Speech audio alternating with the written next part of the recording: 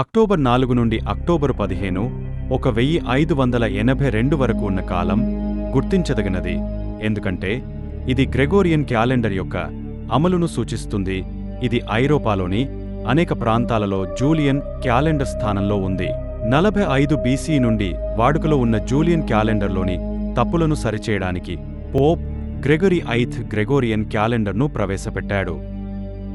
Julian calendar సౌర సంవత్సరాన్ని సుమారు 11 నిమిషాలు తప్పుగా లెక్కించింది. ఇది శతాబ్దాలుగా గణనీయమైన ప్రవాహానికి కారణమైంది.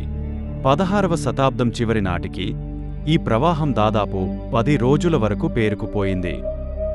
దీనిని పరిష్కరించడానికి పోప్ గ్రెగరీ ఐథ్ అక్టోబరు 4, 1582, అక్టోబర్ 15, 1582 తర్వాత వస్తుంది. ఈ మార్పు విషువత్తులు మరియు అయనాంతంతో తేదీలను మార్చడానికి క్యాలెండర్ నుండి 10 రోజులను సమర్థవంతంగా తొలగించింది.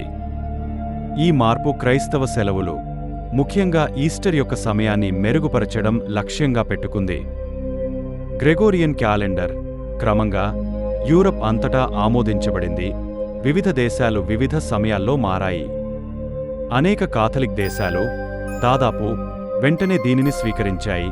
ప్రొటెస్టంట్ మరియు ఆర్థోడాక్స్ ప్రాంతాలు దీనిని అంగీకరించడానికి నెమ్మదిగా ఉన్నాయి.